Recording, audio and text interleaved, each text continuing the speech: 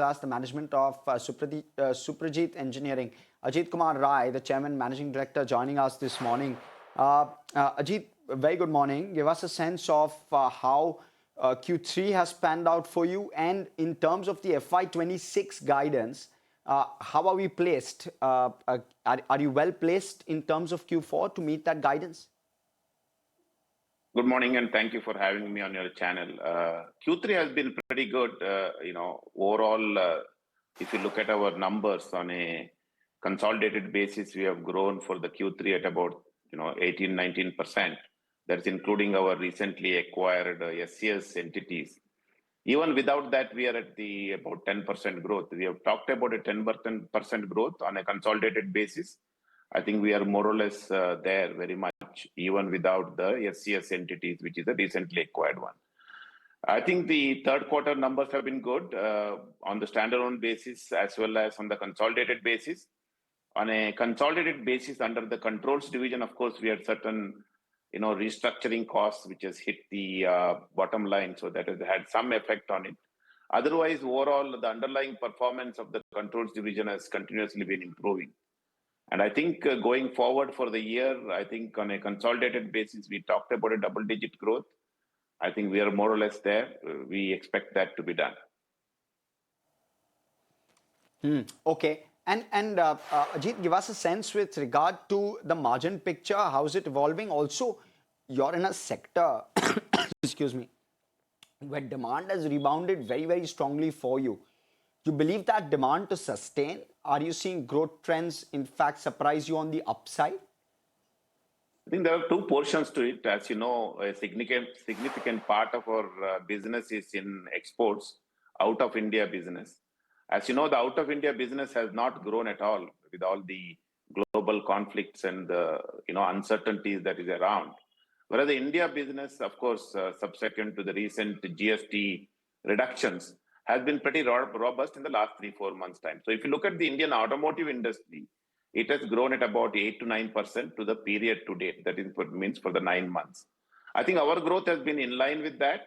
Whereas despite the global weakness and there is no growth in the global market, our global business has grown. On the controls division, in this quarter, we have grown by about 13 to 14%. So we have been able to get market share from the competition.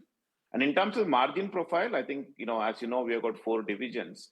And in the domestic cable division, we have strongly, robust margins of about 17.5%.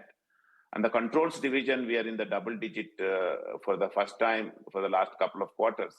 That more or less continues in that strength. That is pretty strong because international businesses are typically done at about 6 to 10% EBITDA margin. So we are very much at the top end of that.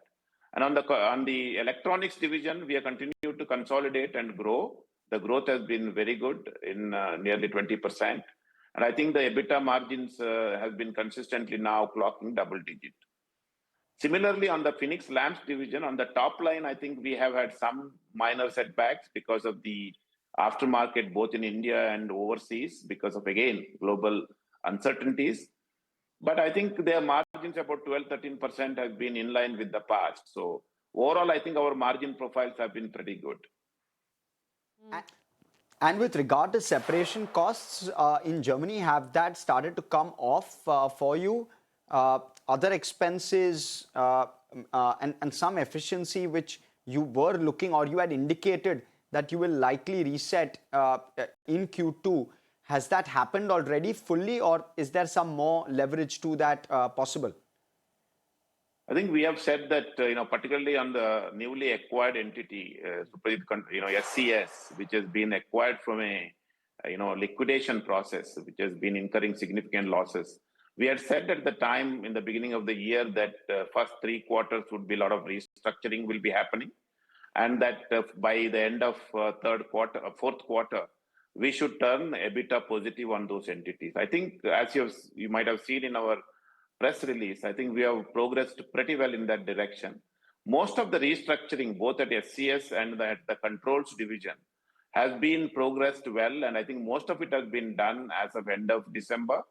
So I think going forward now, I think these one-offs and the exceptional costs would come down significantly and drastically. And I think that would reflect in the numbers as we go forward. Interesting. And tell me, how is your product portfolio going to evolve going forward, say next 1 to 2 years?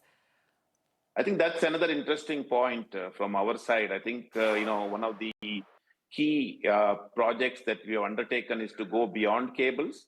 And the electronics division is the first division that we have started, which is now doing pretty well. And it has established itself as a very, reputed electronics products supplier to quite a few of the Indian automotive majors. I think that has been a very good sign for us.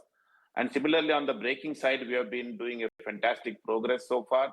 The Blue Brake Alliance will be path braking. As the ABS becomes mandatory, I think we'll be ready for that. And even other braking products, we are progressing pretty well. I think overall, some of these new products that we are doing through STC, our Suprajit Technology Center, is starting to get good momentum, particularly, for example, additionally electronic, throttle grips, etc., etc. And also the actuator side of it. I think actuator would be a new dimension for the Suprajit going forward.